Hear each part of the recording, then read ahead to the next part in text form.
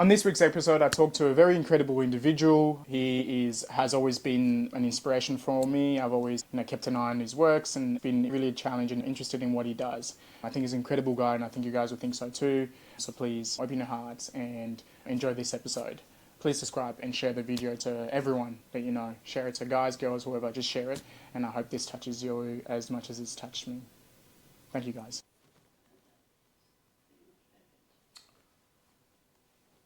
I do appreciate you joining me in having this conversation. How are you anyway? I'm great. Yeah, doing really good. Busy at the moment, figuring out where the rest of the year leads for me. Hospo's been a very interesting kind of time. The last few months has been pretty tricky for a lot of hospo businesses, and obviously the fact that I'm helping them gain more customers, like that's my job, just makes it even more important to nail it for customers. Exactly. So yeah, that's where I'm at the moment. Yeah, so very exciting time, but yeah, very tricky time. Like you say, hospo struggling a lot. Yeah. It's everywhere. Where I work as well, it's the same. We're seeing reduced number of foot through the door. Yes, you're still getting that one customer that comes in that makes up for the day, I suppose, but you're still seeing people a little bit more reluctant to let go of their money because we're in unfamiliar times, I suppose, just struggling with that. But yeah, hopefully things will get better, and yeah, it always will.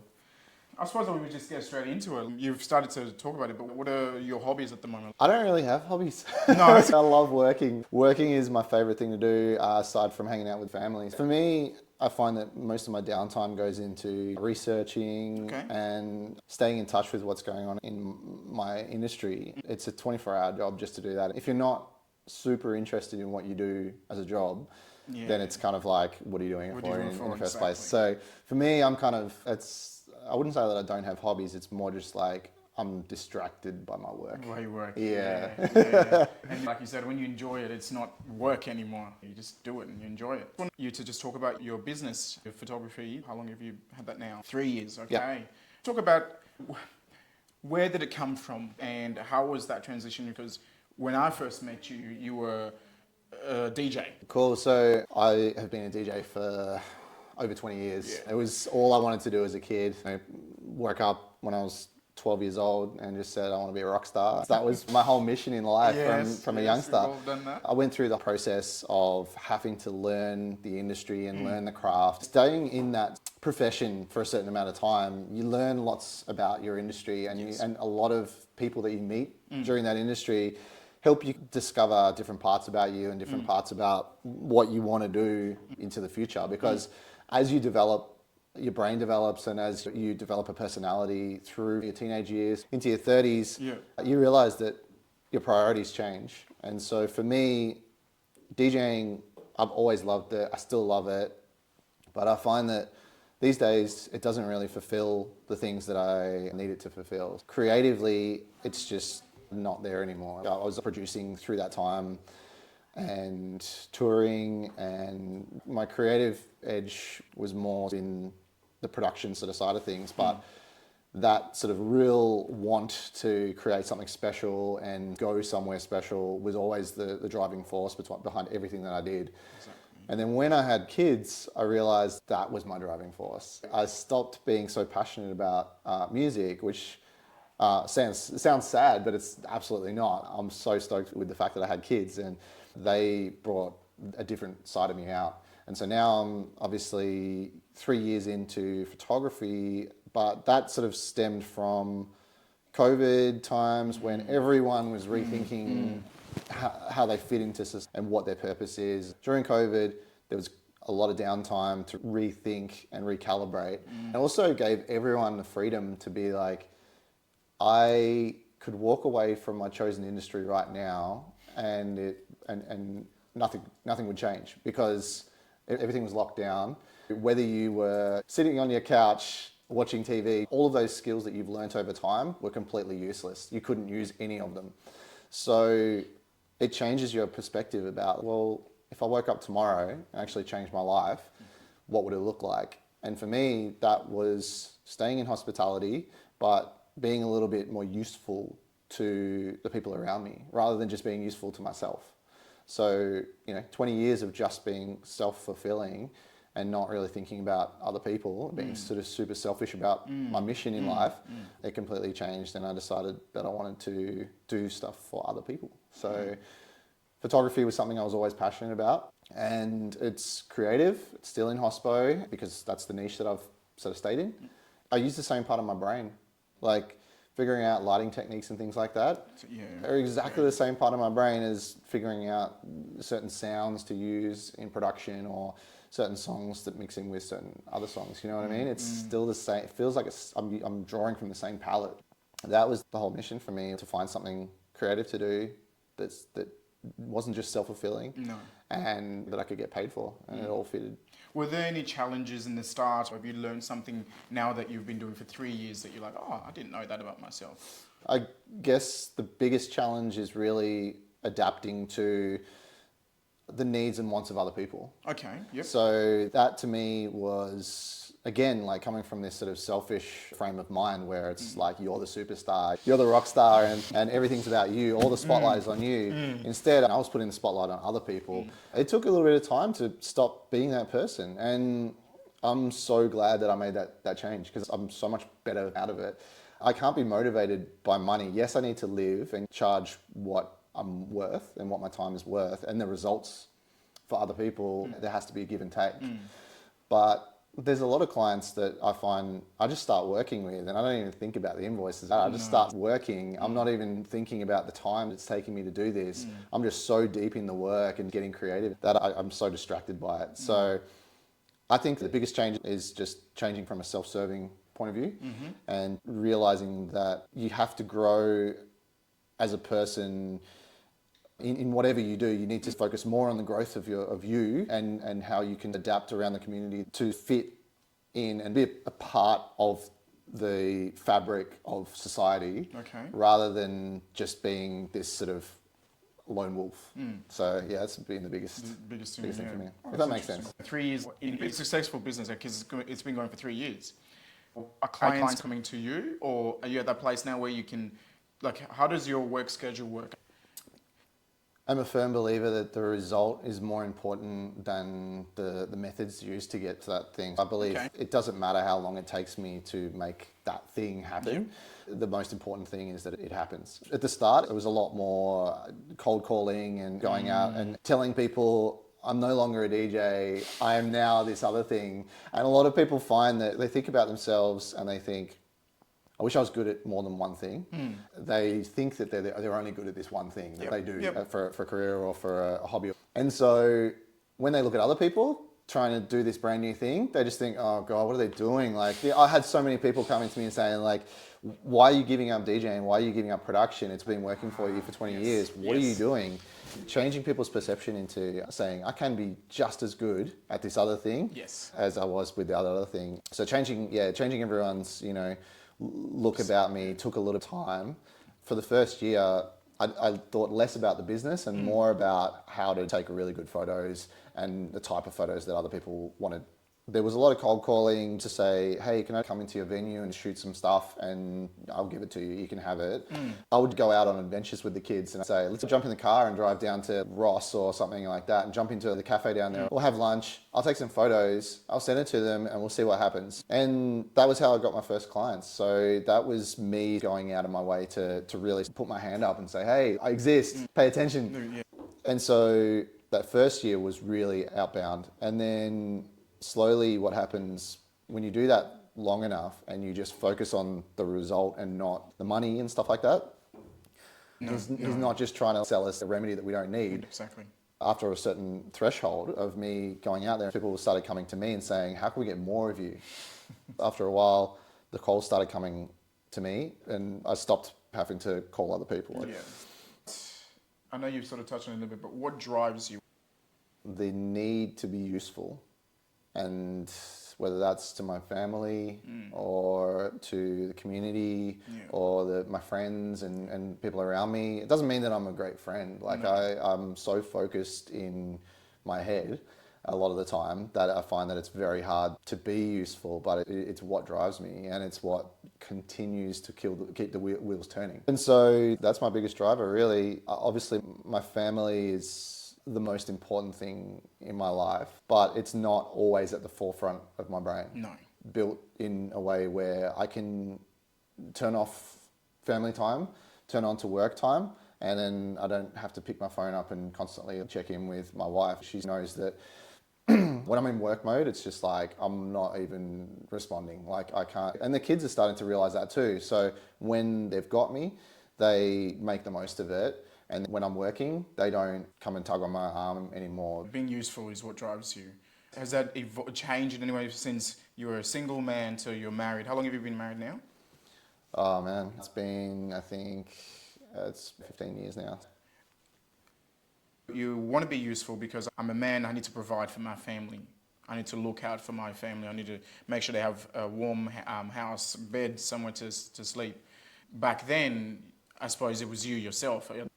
The drive would have been different. You might have been more selfish, more focused, oh, I'm so cool, look at me, I'm the best DJ sort of thing. For me, I've always been driven by what's in front of me. I definitely look into the future and think, what does this look like in 5-10 years? But I also know that there's only a certain amount of things in your control to change. For me, it's very much what's in front of me at the time. When I was single, I didn't really think about where my life was going. And then when I was in a relationship with my now wife back in college, I still didn't really think about how I was going to provide and make things work. It was very much like what's in front of me.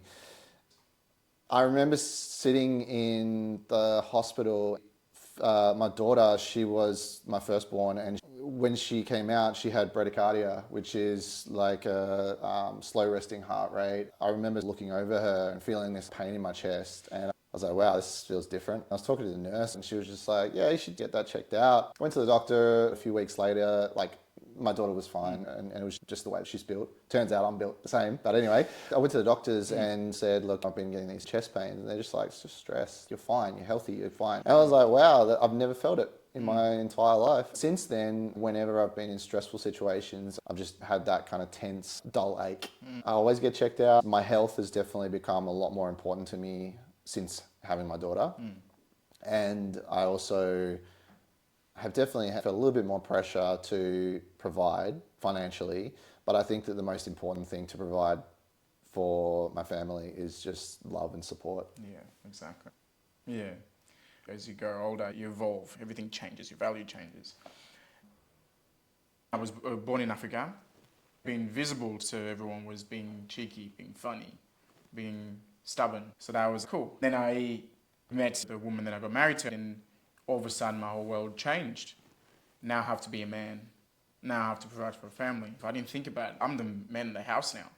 My story is a little bit longer, but I didn't know my real dad. I remember saying to my wife at the time, I don't know what it means to be a man. I don't know what it means to lead a household.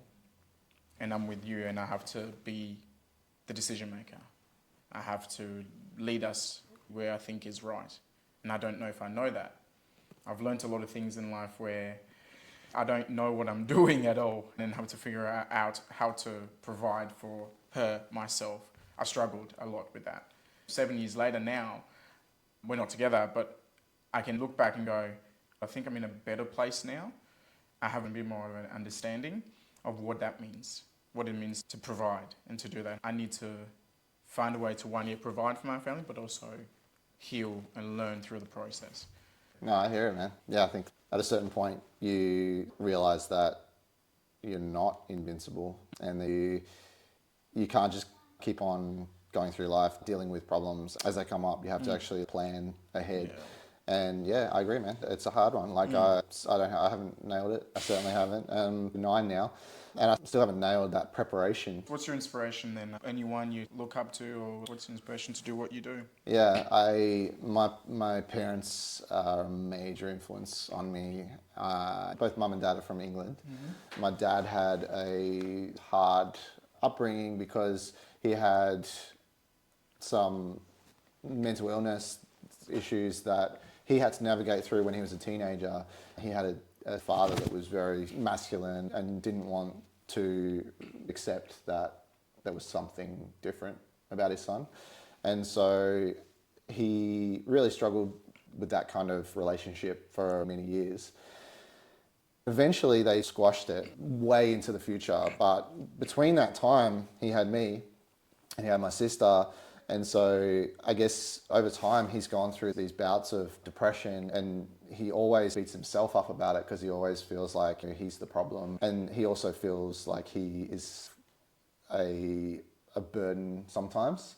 We all know him as this lovable character. He was a child carer for most of his life, because when he had me, he loved the experience of staying home with me, teaching me and growing a human. He wanted to do it with other kids, to bring them up and show them the world, because he didn't, I guess, maybe feel that way about his childhood. He saw how much of a difference it made on me and how I was affected by a good influence, especially a male figure.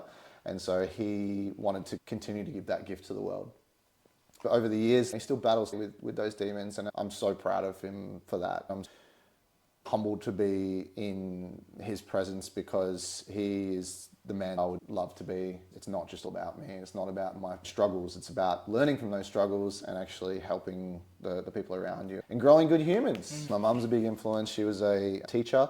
She was a lot more stern and results driven, because she's built the same way that I am, in terms of the real drive to be useful. She worked with kids who were naughty at school and had to go somewhere once a week to go and learn a craft, and take them away from this system that doesn't work for them. It just doesn't work for them, being school, and take them away for one day a week to work with their hands and actually get stuff done, make some woodwork or metalwork or whatever. She's a big inspiration, because she has helped to nurture that creativity in kids that were not super receptive to school and things like that. So yeah, my parents have been a massive influence on me. My wife inspires me too, and even my kids inspire me, because they see the world similarly to me. We instill a lot of these views into them, but occasionally they come out with something that really blows your mind, and you just say, wow, from down there the world's so different, and you just don't see it from their perspective. And they say things to you like, I feel so small, I want to be an adult because I want to be heard. And it's really interesting to hear things like that come out and develop ways to build resilient humans, but also listen to them. Yeah. That answers your mum being your inspiration, your wife, your kids, and that's what it also ties to the drive. They drive you, that inspiration drives you to be better each day and learn. How do you experience love? What makes you feel loved? The people around you, what do they do that makes you feel loved? I would say it's a tough one, actually. To articulate it, I find it very hard, because it's like asking a child, what does love mean?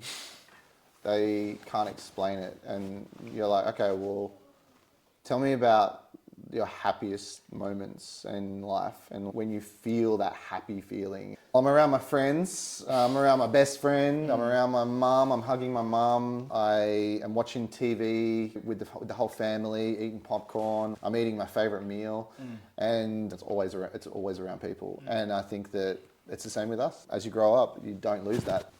To feel loved, to me, is to be around people that listen to me and hear me and can put up with all the rambling that I have, and just nod and acknowledge me. Have that eye contact and feel like, yeah, like I see you. That's being loved to me. Yeah, being around your people, essentially. Your friends, your family. That's good. It's funny, when I wrote this question down, I still don't have the answer yet. I'm trying to unwrap that myself as we speak. What makes me feel loved? I mean, when I go and visit my family and they say, would you like a cup of tea? That's huge. It's like, oh, thank you. Because I'll never say no to tea. So that makes me feel loved. That moment is them saying, I want you to stick around. You know? I want you to stick around, don't go. Yeah, no, don't go. You're having tea, so you can't leave now. That's right. So for me, that's when I feel that love. When someone does something for me, my whole life is the lessons that I've learned. I've felt that I can't expect anything from anyone. I can appreciate it. I don't ever expect anything from anyone. But I'm very grateful, very thankful when you do it. When people do things for me, I feel loved, because it's like, okay, you didn't have to do it. And I don't expect it from you. If I was to answer that question, that's what I would say, that And even something as simple, I suppose, I don't know if you get this with your wife, but have you eaten today? Or have you had lunch? Have you drunk enough water? Did you sleep well? Those are little moments. Those ones are hard hitting too. Like when they say that to you and you're like, thought about my well-being. Either it's been in your back of your mind and you've been like, I'm concerned, and you haven't even thought to say anything, and then you've just, it's just come out of your mouth. Like, have you eaten today? The reasoning behind that, they haven't even thought about the reasoning. It's literally just like, you find that with kids, they'll just ask you stuff like, "You all right, Daddy?" They want to know that you're safe and happy because they rely on you to be their safe space and to be there to protect them. And so if they don't ask you that, they don't know where you're at. No. And yeah, tricky one. It just reminded me of a friend who took his own life a couple of years ago. Yeah. He reached out to me because I said to him, like, I saw him at some point and said, like, "Man, you don't look good. What's going on?" And he was just like, "I'm not really doing that well. Things are really sitting on top of me at the moment," and things like that. And I was just like, "Dude, anytime." We always say, like, anything I can do, just let me know. Just jump on the phone call. No one ever does it. But one day he reached out to me. He was like, "Hey man, I'm not doing well and I would love to just go for a walk and just hang out." I was like, "Cool man, let's go for a walk." We went for a walk up to the gorge and had a great talk. It was really deep. He was in tears, I was almost in tears. One of the big things he said was the hardest part for him was he had a daughter. He had thought about taking his life many times in the past, and she was the reason that he didn't for so long, because he felt like he had more to offer and more to give her.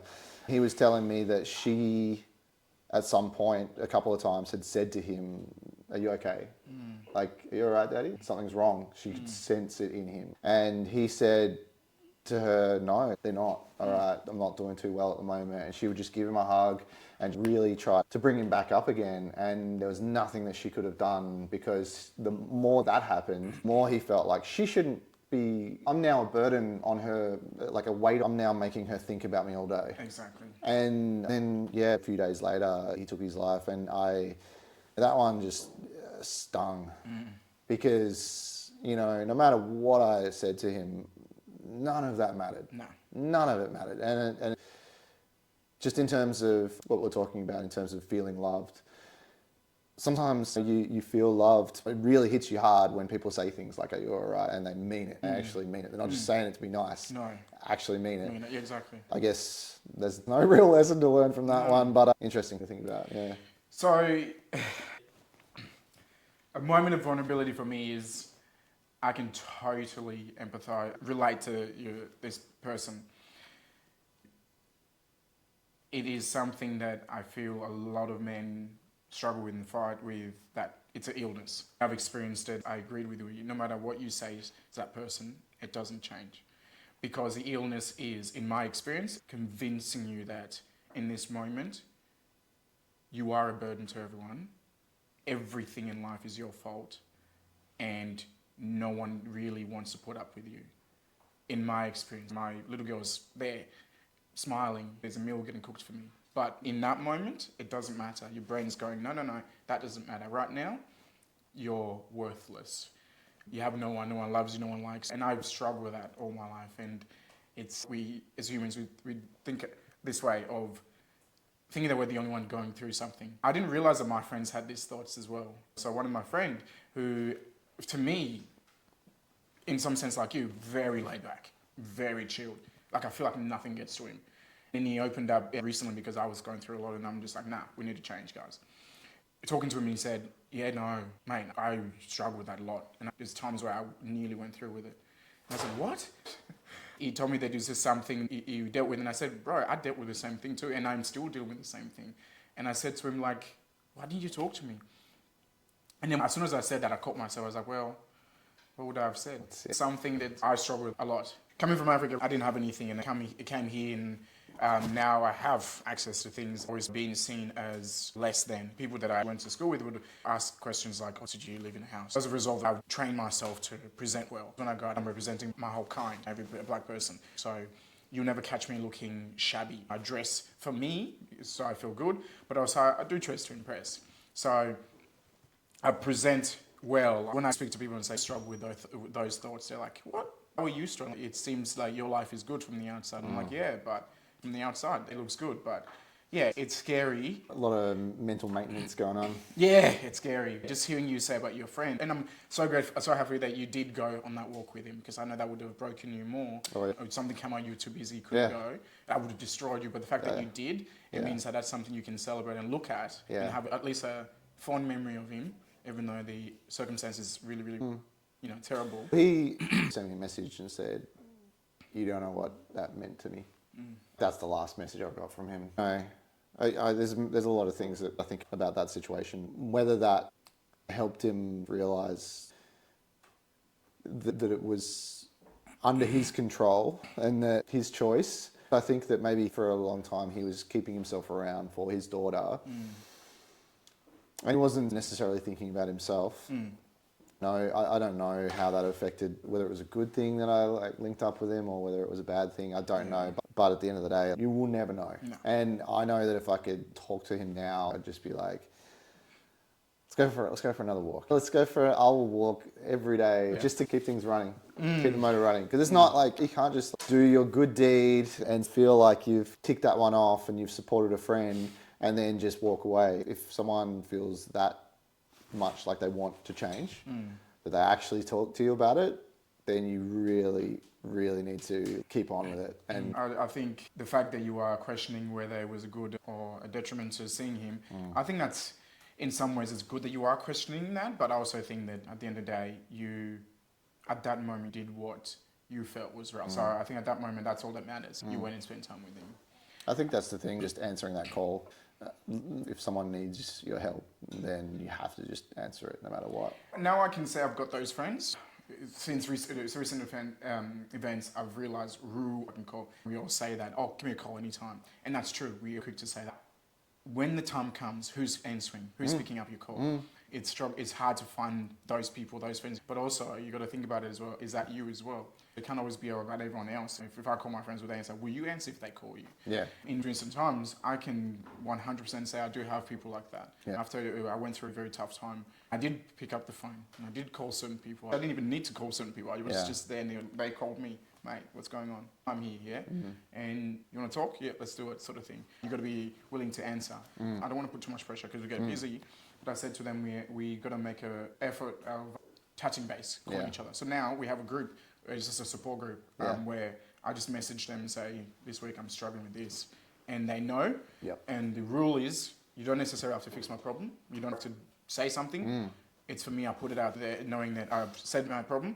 If they have advice, they can give advice if they want. Or if they have an insight, they can. If they want to call me, they can. But they don't feel obligated. That is huge for me. It's really helped me. So I just got, I'm struggling with this. I'm not holding it in my heart. I'm taking it off. Do you find that like you sometimes don't want to make that phone call because you don't want them to like, you just want to hang out. You just need their support in terms of like, I actually just feel like being around someone right now and I don't want to have to justify it by sort of telling them what's going on. You don't want to burden them by saying, I'm not doing well, and then like for them to feel like, oh shit, I better put on my support brain. Exactly. You know, do you find that? Do you find that's sometimes why you don't pick up? I don't want to reach out. You're right. I don't want to justify it. How I work is I sit with my feelings. I process it, then I can talk about it with you because I've sat with you a little bit. So sometimes I haven't had that chance to do it. I just want to sit with a friend. I just want to sit with you. That's when I'll say, let's go grab a beer or let's go do this. I don't always want to be like, I'm really sad, so can we hang out? Let's go do something, and we do it and it's a great experience. It brings me to my next question. As a religious person, do you believe in anything? If so, what do you believe in? Any spirituality? No, not at all. I don't believe in anything spiritual. I never really have, but that's not to say there isn't anything.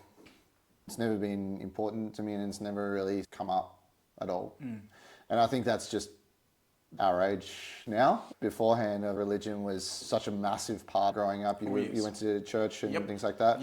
For me, like in Australia, I don't know if many of my friends would have actually gone to church when they were younger. Wow, okay. They might have through school, like through a private school or something like that. But I don't know if they would have gone to church when they were younger. My parents said, like, would you like to? And they sort of gave me the opportunity. Must be nice. Yeah, that's it, man. But yeah, I wasn't drawn to it, and so far so good, I guess. My experience was different. Had to go to church. Yep. There's no, you're supposed to be, you have to have a relationship with God, whether it's one-sided where you're forcing you to have it. My mum's father is a Muslim. She struggled with that and she found Christianity and then she became a Christian.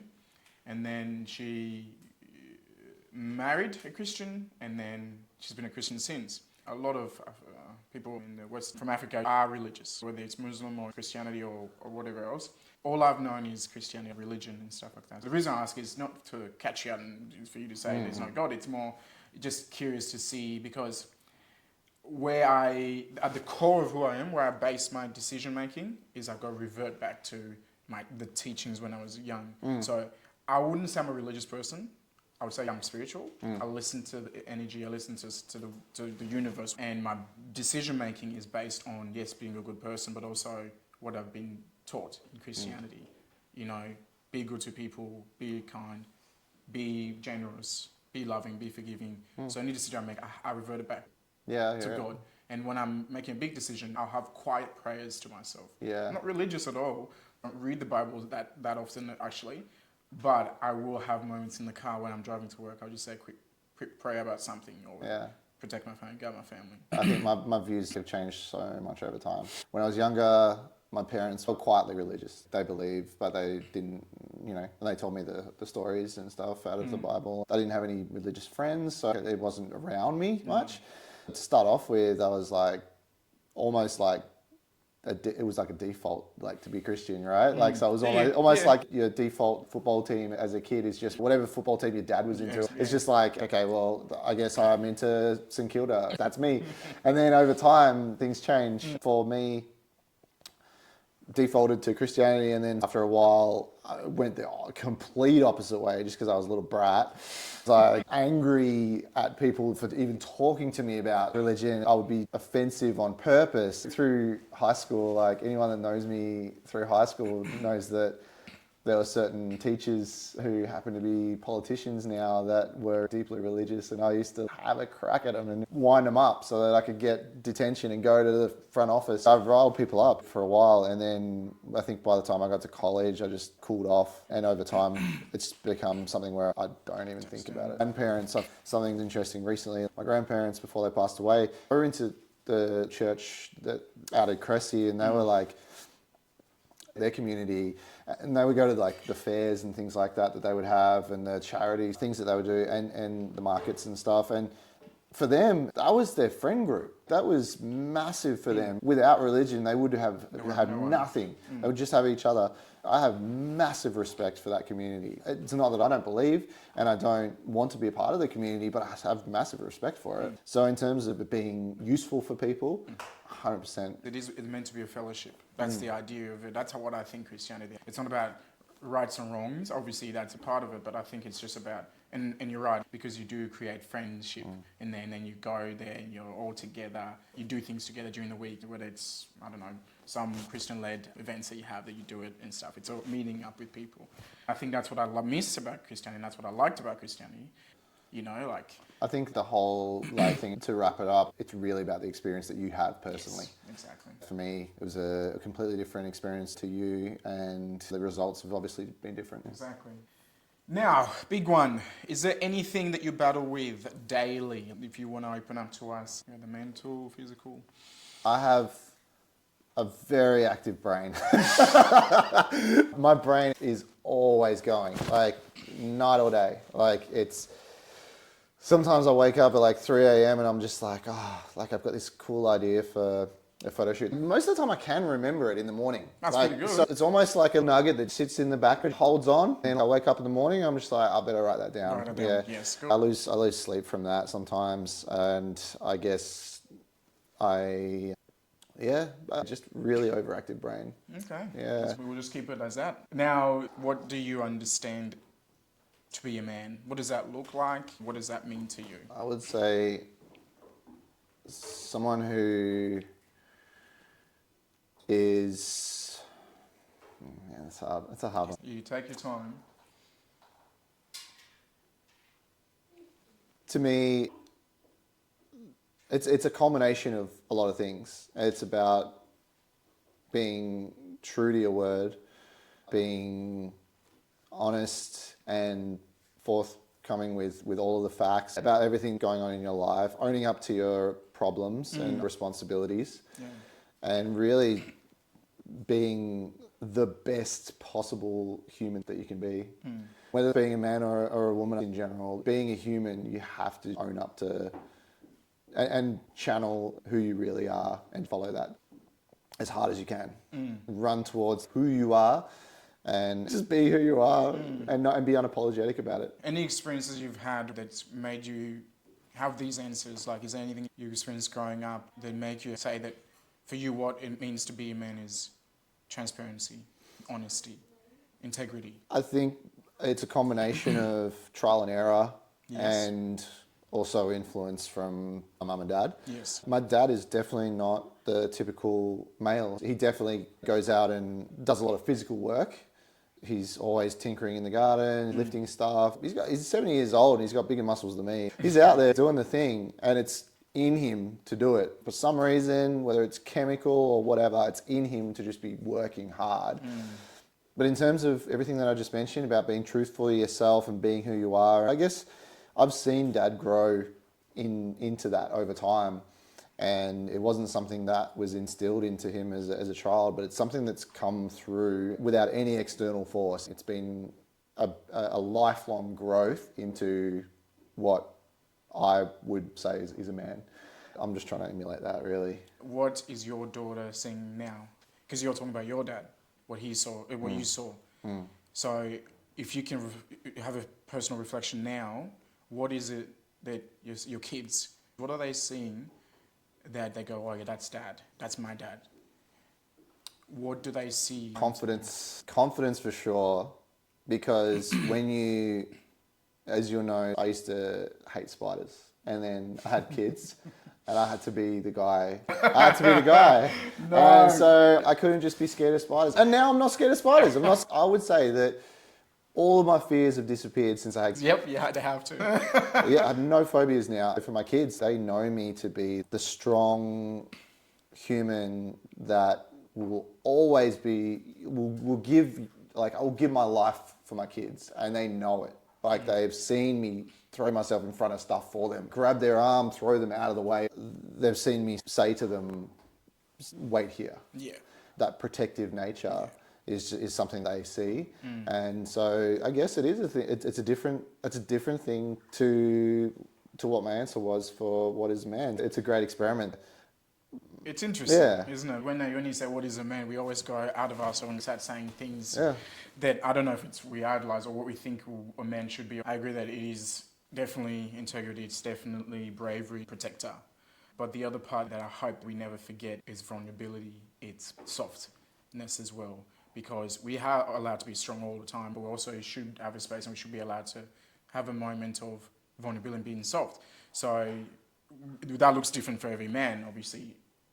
Some of them, if you have a daughter, for example, you go into her bedroom, you play with the dolls with her, and you give your whole energy in the imaginary world with her. Fathers, it's joining her when she's doing a ballet, and then it's sitting there, and if she's a little bit older, it's talking with your daughter about her real life stories. Yes, if to us it seems a bit playful, what?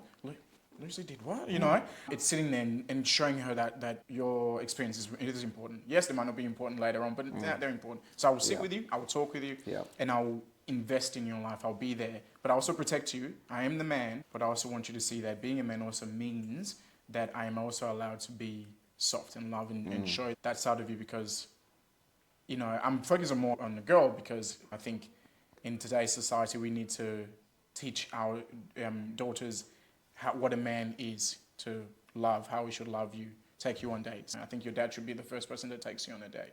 And when we're seeing that, your son will be seeing that and go, oh, look at that, what dad's doing. Yeah. And he takes that on and he takes that into his life.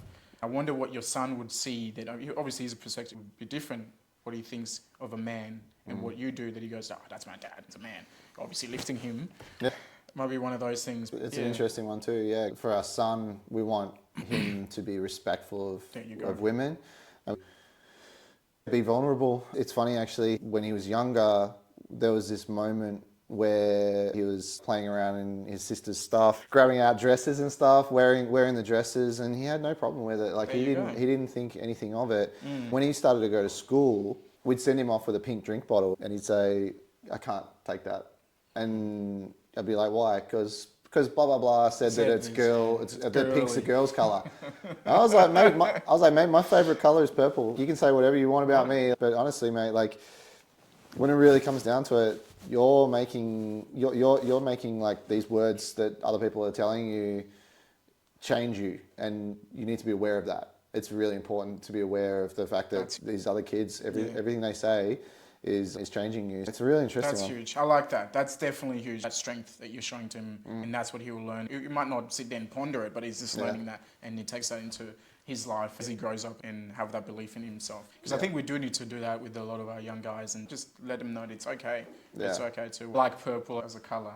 A few questions before we wrap up. Now, is there anything you've learned in your years of being Ryan that you would like to share with me, with audience, with people? I guess just being able to have these types of platforms is really important, and I think that I'm really appreciative of being able to hop on here. And, thank you. And yeah, it's really important stuff. A lot of the focus on these sort of conversations are around like expectations of us and our own expectations. I think what you're doing is great. I really appreciate the time to do this. In terms of anything else to share, it's really that whenever you have that moment to think about how you're helping the people around you and contributing to your community, whether it's just your friend group or your entire community in town. Trust me, making that call or going out there and doing something for your community or doing something for a business that is like struggling or anything like that, you will feel so good about yourself for actually reaching out and doing something. It gets easier as you do it more. So get away from your worries about being perceived in a certain way and just be yourself and make a difference for other people. Yeah, be yourself. Be yourself. Remember that, everyone. Be yourself. Yeah, that's it. I just want to say thank you for hopping on. It means the world to me that you said yes. It's just been a really smooth transaction with you, and I really, really appreciate this because you are officially my first ever guest. I had other guests, and I'm gonna have more. I mean, they're in the pipeworks and stuff, but yeah, you are officially my first guest, and it's such a breeze, and it's so refreshing to talk to someone that I can see a little of myself in. I like how you speak, I like how you carry yourself, and I've only met you short times here and there, but those conversations we've had, those times has left a mark on me, and I was like, I would love to sit down and pick his brain and just talk about things. And it might not be the only once, it might be another time. I really have enjoyed this chat, and I really appreciate it. Thank you.